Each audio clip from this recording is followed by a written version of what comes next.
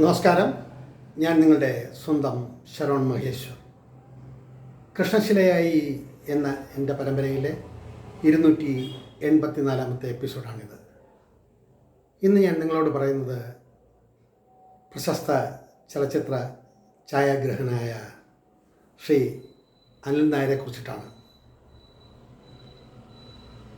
എൻ്റെ കുടുംബ സുഹൃത്തും എന്ന് വെച്ചാൽ അനിൽ നായരുടെ അമ്മയും എൻ്റെ ഭാര്യാമാതാവും ഒരുമിച്ച് അധ്യാപക വൃത്തിയിൽ ഏർപ്പെട്ടിരുന്നവരാണ്. ആ സൗഹൃദം എത്രയോ കാലങ്ങളായി നീണ്ടു നിൽക്കുന്നു. ഇന്ന് ഈ വീഡിയോ ചെയ്യുമ്പോൾ ഞാനും അനിൽ നായരുമായിട്ട് നേരിൽ കണ്ടിട്ട് ഏകദേശം 18-19 വർഷങ്ങൾ കഴിഞ്ഞിരിക്കുന്നു. ഇങ്ങനൊരു എപ്പിസോഡ് ചെയ്യണമെന്ന് തോന്നാൻ കാര്യം, ഒരു കലാകാരൻ അല്ലെങ്കിൽ ഒരു ഛായാഗ്രഹൻ എങ്ങനെ ആയിരിക്കണം, ഏത് തരത്തിലായിരിക്കണം എന്നൊക്കെ എടുത്തു പറയേണ്ട ചില സവിശേഷതകൾ അനിൽ നായർക്കുണ്ട്. അത്ര ഭയങ്കര സൗഹൃദം അല്ലെങ്കിൽ അത്ര ഭയങ്കര സ്നേഹം എന്നൊന്നും പറയാവതല്ല. എങ്കിലും നിരവധി തവണ ഞാൻ കണ്ടിട്ടുണ്ട് അനിൽ നായരിനെ. അനിൽ നായരുടെ വീട് പാല് കാച്ചുന്ന സമയത്തും ഒക്കെ തിരക്കി പിടിച്ചു പോയി കണ്ട കാലങ്ങളുണ്ട്. ഇപ്പോൾ എവിടെയാണ് ശരിക്കും വീടെന്ന് പോലും അറിയില്ല. 18 വർഷങ്ങൾ കഴിഞ്ഞിരിക്കുന്നു. എങ്കിലും ഓർമ്മച്ചപ്പിൽ ഓർത്തിരിക്കാവുന്ന സവിശേഷതകളുള്ള ഒരു വ്യക്തിത്വം. ഞാൻ ശാന്തിമന്ത്രം മുഴങ്ങുന്ന മരുത്വാമല എന്ന മലയാളത്തിലും, Maruthwamala the mountain that resounds the hymn of peace എന്ന് പറഞ്ഞിട്ട് ഇംഗ്ലീഷിലും 36 മിനിറ്റ് ദൈർഘ്യമുള്ള ഒരു ഡോക്യുഫിക്ഷൻ ടെലിഫിലിം സംവിധാനം ചെയ്ത ശേഷം ഞാൻ അനിലിനോട് പറഞ്ഞു, അനിലെ ഇതൊന്ന് വന്ന് കാണണം, കണ്ടിട്ട് അനിലിൻ്റേതായിട്ടുള്ള ഒബ്സർവേഷൻ, അനിലിൻ്റേതായിട്ടുള്ള അഭിപ്രായങ്ങൾ ഇതൊക്കെ എന്നോട് പറയണം എന്ന് പറഞ്ഞപ്പോൾ യാതൊരു വൈമുഖ്യവും കൂടാതെ അത് വന്ന് കാണുകയും അതേപ്പറ്റിയിട്ടുള്ള അദ്ദേഹത്തിൻ്റെ നിരീക്ഷണ പാഠവും എന്നോട് പറഞ്ഞറിയിക്കുകയൊക്കെ ഒക്കെ ഉണ്ടായി. അതിനുശേഷം കാലങ്ങൾ കുറെ കഴിഞ്ഞ് 1-2 കഥകൾ ഞങ്ങൾ തമ്മിൽ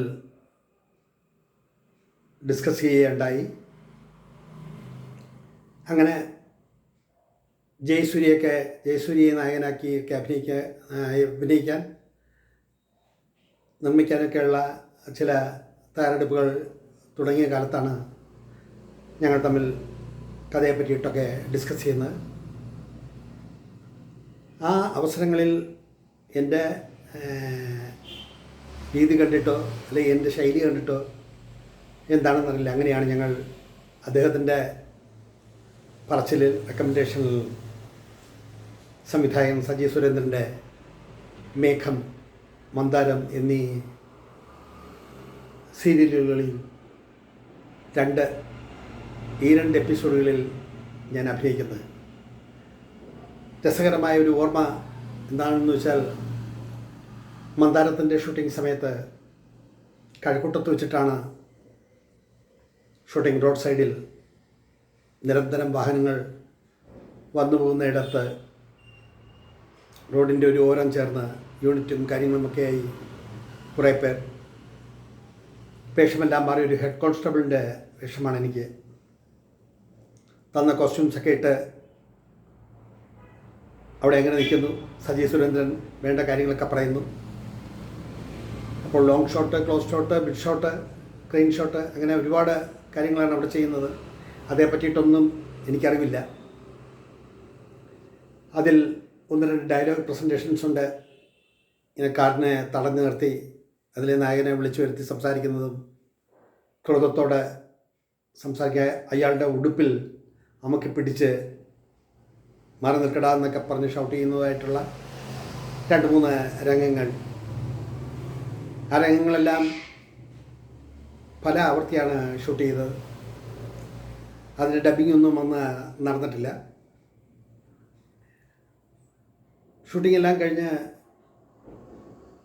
ഞാൻ അനിലിനോട് ചോദിച്ച ഒരു ചോദ്യം ആണ് ഈ എപ്പിസോഡിന് അദ്ദേഹത്തെക്കുറിച്ച് പറയാൻ കാരണം. മറ്റൊന്നുമല്ല, ഒരു ആർട്ടിസ്റ്റ് ക്യാമറയ്ക്ക് മുന്നിൽ വന്ന് നിൽക്കുമ്പോൾ, ആദ്യമായി ക്യാമറയ്ക്ക് മുന്നിൽ നിൽക്കുമ്പോൾ ഒരു പരിഭ്രമം ഉണ്ടാകും.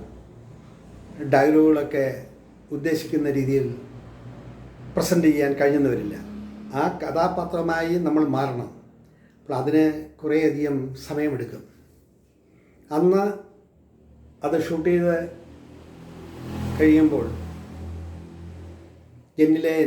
എന്നിലെ കലാകാരന് ആകെ ഒരു 2-2.5 മിനിറ്റ് ദൈർഘ്യം വരും എൻ്റെ ആ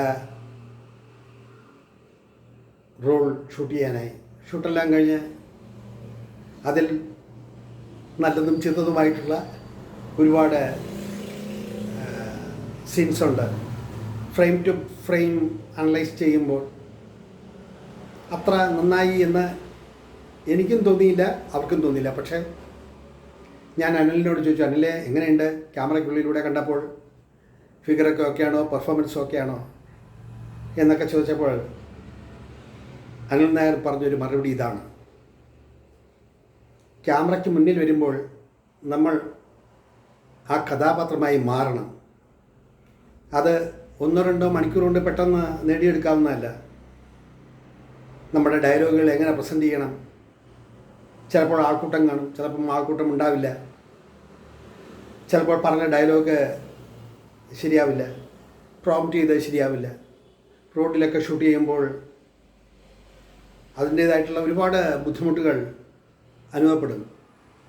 പക്ഷെ അതൊക്കെ ഉൾക്കൊണ്ടുകൊണ്ട് ചെയ്യുമ്പോഴാണ് ഒരു അഭിനേതാവ് ആകുന്നത്. ശരവണേട്ടൻ ചെയ്തത് കുഴപ്പമൊന്നുമില്ല, പക്ഷേ എനിക്ക് അതിൽ തൃപ്തി തോന്നിയില്ല.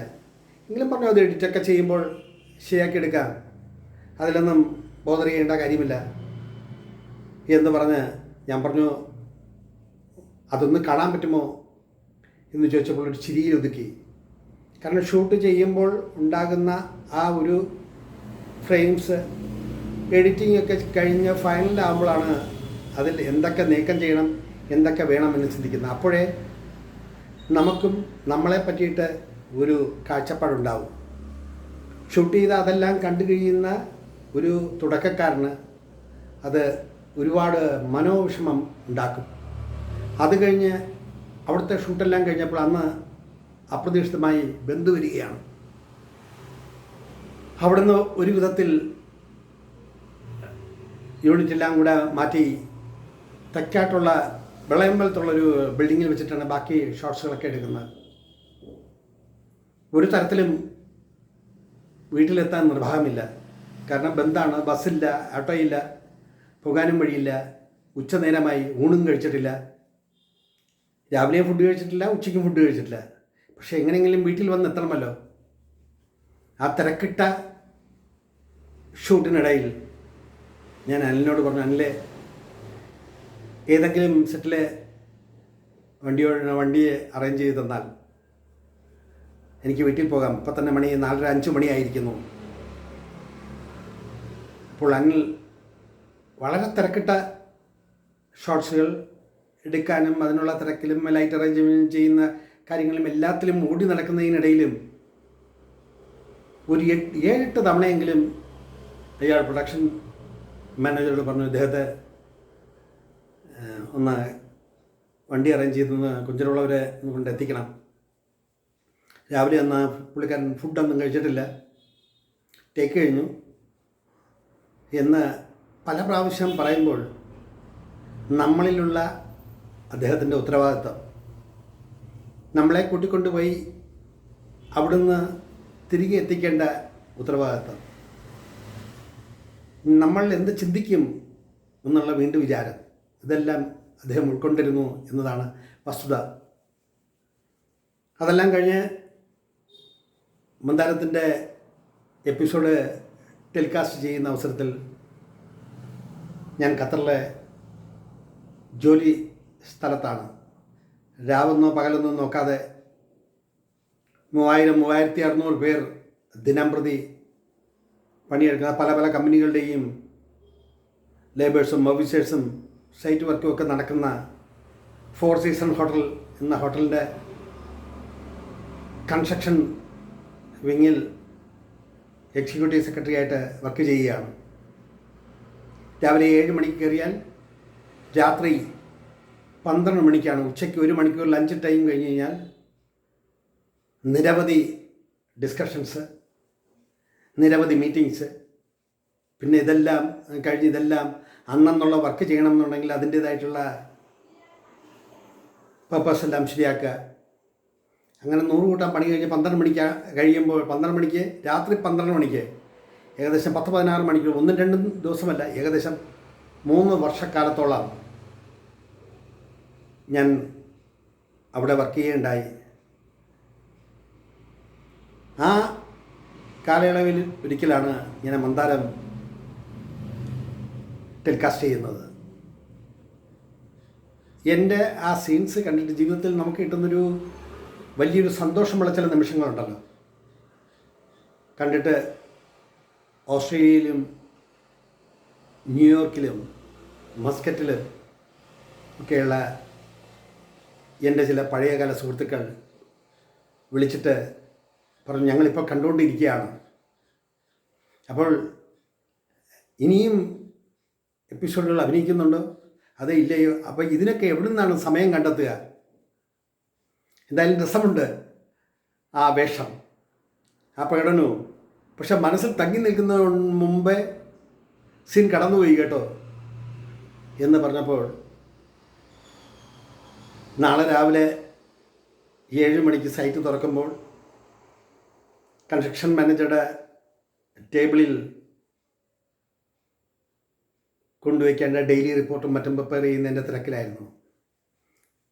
ഞാൻ ഇത്രയും ഇത് പറയാൻ കാരണം, ഒരു കലാകാരന് അല്ലെങ്കിൽ ഒരു അഭിനേതാവിന് നേരിട്ടോ അല്ലാതെയോ ഒരാൾ നമ്മളെ പറ്റിയിട്ട് നല്ലത് പറയുമ്പോൾ നമ്മുടെ മനസ്സിലുണ്ടാക്കുന്ന ഒരു സന്തോഷമുണ്ട്. ആ ഒരു സന്തോഷത്തിന് കാരണക്കാരൻ അനിൽ നായർ എന്ന ക്യാമറാമാനാണ്. അദ്ദേഹം നിരവധി ചിത്രങ്ങൾ, മോഹൻലാലൊക്കെ അഭിനയിച്ച, ശ്രീ ജോഷി സാർ സംവിധാനം ചെയ്ത ക്രിസ്ത്യൻ ബ്രദേഴ്സ്, മായാമോഹൻ, നിരവധി ചിത്രങ്ങൾക്ക് ക്യാമറ അദ്ദേഹം ചലിപ്പിച്ചിട്ടുണ്ട്. സീരിയൽസ് മാത്രമല്ല, സജീവ് സുരേന്ദ്രൻ്റെ ചിത്രങ്ങൾ, നിരവധി ചിത്രങ്ങൾ. പക്ഷേ അന്നും ഇന്നും അനിൽ നായർ എന്നുള്ള വ്യക്തിക്ക് ജീവിതത്തിൻ്റെ പ്രയാണത്തിൽ കാലത്തിൻ്റേതായിട്ടുള്ള പ്രായത്തിൻ്റേതായിട്ടുള്ള മാറ്റങ്ങളുണ്ടെങ്കിലും പെരുമാറ്റത്തിൽ യാതൊരു മാറ്റവും വന്നിട്ടില്ല എന്ന് തന്നെ എല്ലാവരും മിതഭാഷിയുമാണ്. ഞാനത് ചെയ്തു, ഇത് ചെയ്തു, ഞാനത് ചെയ്തുകൊണ്ടിരിക്കുന്നു. പണ്ട് എങ്ങനെയാണോ അതേ രീതിയിൽ തന്നെയാണ് അദ്ദേഹത്തിൻ്റെ പെരുമാറ്റം. കുടുംബസുഹൃത്തൊക്കെ തന്നെ ഞങ്ങൾ വ്യക്തിപരമായിട്ടുള്ള അല്ലെങ്കിൽ കുടുംബപരമായിട്ടുള്ള ഒരു കാര്യങ്ങളും ഡിസ്കസ് ചെയ്തിട്ടില്ല. പക്ഷേ സിനിമ എന്ന പ്രപഞ്ചത്തിൽ അദ്ദേഹത്തിൻ്റെ കരിയറിൽ എത്രയോ വർഷങ്ങൾക്ക് മുമ്പ് കണ്ടപ്പോഴും കാണാതിരുന്നപ്പോഴും വ്യക്തിബന്ധത്തിനൊരു മാറ്റവും വന്നിട്ടില്ല. അതുമാത്രമല്ല, പെരുമാറ്റം അത് അടിവരയിടേണ്ട ഒന്നാണ്. കാലത്തിൻ്റെ മാറ്റങ്ങൾക്കനുസരിച്ച് ഒരുപാട് മാറ്റങ്ങൾ പലരിലും കാണുന്നുണ്ട്. എങ്കിലും അന്നും ഇന്നും എനിക്ക് അനുഭവപ്പെട്ടതാണ്. ഇത്രയും ഒരുപാട് ചിത്രങ്ങൾ ചെയ്തിട്ടുണ്ടെങ്കിലും സൗമ്യമായ പെരുമാറ്റം, എന്തിനേയും ചിരിച്ച മുഖത്തോടെ നേരിടാനുള്ള ഒരു കഴിവ്, അതെല്ലാം അനിൽ നായർ എന്നുള്ള ക്യാമറാമാനെ പറ്റി മനസ്സിലാക്കുമ്പോൾ എടുത്ത് പറയേണ്ട ഒന്നാണ്. കാലം ഒത്തിരി കഴിഞ്ഞു, ഇനിയും കണ്ടുമുട്ടാതിരിക്കാം. പക്ഷേ നല്ല പ്രതിഭയുള്ള, കലാവാസനയുള്ള, സൗന്ദര്യബോധമുള്ള, ഫ്രെയിമുകളെപ്പറ്റി അവഗാഹം പഠിക്കുന്ന ഒരു നല്ല സിനിമാറ്റോഗ്രാഫർ, കാലത്തിൻ്റെ കയ്യൊപ്പ് പതിപ്പിച്ച ഒരു വ്യക്തി. സ്വന്തമായി ഒരു ചിത്രം സംവിധാനം ചെയ്യണമെന്ന് ഒക്കെ അദ്ദേഹത്തിന് പ്ലാനുണ്ട്. അതിലൊക്കെ കൂടാതിരിക്കാം. അങ്ങനത്തെ മോഹങ്ങളൊന്നും മനസ്സിൽ കൊണ്ടു നടക്കുന്ന ഒരാളല്ല ഞാൻ. വ്യക്തിബന്ധം, സ്നേഹബന്ധം, അതോടൊപ്പം നമ്മുടെ മനസ്സിൽ പതിയുന്ന ചില പ്രതിച്ഛായകൾ, ഓർമ്മകൾ, അതെല്ലാം നമ്മളെ എന്നും നയിക്കുക തന്നെ ചെയ്യും. ഒരിക്കൽ കണ്ട് സംസാരിച്ചപ്പോൾ ക്രിസ്ത്യൻ ബ്രദേഴ്സിൻ്റെ ഷൂട്ടിംഗ് സമയത്ത് ഞാൻ ചോദിച്ചു, മോഹൻലാലൊക്കെ എങ്ങനെയാണ് അനന്ത് നായരോട് പെരുമാറിയിട്ടുള്ളത് എന്ന് ചോദിച്ചപ്പോൾ അദ്ദേഹം പറഞ്ഞ മറുപടി ഇതാണ്: ഒരു കലാകാരൻ നിലനിൽക്കുന്നുവെങ്കിൽ മറ്റുള്ളവരെ ബഹുമാനിക്കാൻ പഠിക്കുക. അതിൻ്റെ ഒരു നേർസാക്ഷ്യമാണ് മോഹൻലാൽ എന്നാണ് അനിൽ നായർ എന്നോട് പറഞ്ഞത്. ഇതൊന്നും പുകഴ്ത്തി പറയുന്ന, അല്ലെ എല്ലാവരും പറയുന്ന മാതിരിയല്ല. സെറ്റിലെ A to Z, light boy മുതൽ സംവിധാനം ചെയ്യുന്ന ആളിൻ്റെ അതുവരെയുള്ള എല്ലാ ആൾക്കാരോടും വളരെ സൗമ്യമായും കാര്യങ്ങളെ അപഗ്രഥിക്കാനും പഠിക്കാനും ഒക്കെ ശ്രമിക്കുന്ന ഒരു വലിയ നടനാണ് മോഹൻലാൽ എന്ന് അനന്ത് നായർ എന്നോട് പറഞ്ഞപ്പോൾ ശരിക്കും സന്തോഷം തോന്നി. അതിൽ ഒരു ജീപ്പിൽ നിന്നും ഇറങ്ങുന്ന വിലങ്ങിട്ട് കൊണ്ടുപോകുന്ന ഒരു സീനോ മറ്റോ ഉണ്ട്. അതിൽ ആ സമയത്തൊക്കെ അപ്രധാനം അല്ലെങ്കിലും ആ ഷോട്ട്, ആ ടേക്ക് എങ്ങനെ എടുക്കണം എന്നുള്ളതിനെ പറ്റിയിട്ടൊക്കെയുള്ള വ്യക്തമായിട്ടുള്ള ഡിസ്കഷൻസ് നടത്തിയപ്പോഴും വളരെ ഇംപ്രസീവായിട്ടാണ് അദ്ദേഹം പെരുമാറിയിട്ടുള്ളത് എന്ന് പറഞ്ഞപ്പോൾ അദ്ദേഹം ഔന്നത്യത്തിലേക്ക് എത്തപ്പെടുമ്പോഴും ഒരു ഛായാഗ്രഹൻ്റെ മനസ്സിൽ തോന്നിയ തോന്നലുകളാണ് ഞാനിവിടെ പറഞ്ഞത്. അപ്പോൾ ഏത് വ്യക്തിയും ഏത് വ്യക്തിയെക്കുറിച്ചും പറയുമ്പോൾ അവരുടെ വാക്കുകൾ മുത്തുകളെ പോലെയാണ്. എൻ്റെ സുഹൃത്തായതുകൊണ്ടോ, എൻ്റെ കുടുംബ സുഹൃത്തായതുകൊണ്ടോ, ഞാൻ പറഞ്ഞില്ലേ 18-19 വർഷം കഴിഞ്ഞു നേരിൽ കണ്ടിട്ട്. ഫോൺ നമ്പർ തന്നെ എൻ്റെ കയ്യിൽ നിന്നും ഇടയ്ക്ക് മിസ്സായി. പക്ഷേ അദ്ദേഹം എന്ന പ്രതിഭാധനനായ ഛായാഗ്രഹം എത്രയോ ചിത്രങ്ങൾ ചെയ്തിരിക്കുന്നു, എത്രയോ സീരിയലുകൾ ചെയ്തിരിക്കുന്നു. അന്നും ഇന്നും പഠിക്കുന്ന, ഛായാഗ്രഹണത്തെപ്പറ്റി കൂടുതൽ മനസ്സിലാക്കാൻ ശ്രമിക്കുന്ന ഒരു വ്യക്തിത്വം. ഇനിയും നിറയെ ചിത്രങ്ങളിൽ അദ്ദേഹം ഛായാഗ്രഹണം നിർവഹിക്കട്ടെ. ഒരുപാട് കാലം മലയാള സിനിമയുടെ ചരിത്രത്തിൽ അദ്ദേഹത്തിൻ്റെതായ കയ്യൊപ്പ് ഇനിയും പതിപ്പിക്കട്ടെ എന്ന് പറഞ്ഞുകൊണ്ട് ഈ എപ്പിസോഡ് ഇവിടെ ചുരുക്കട്ടെ. നന്ദി, നമസ്കാരം.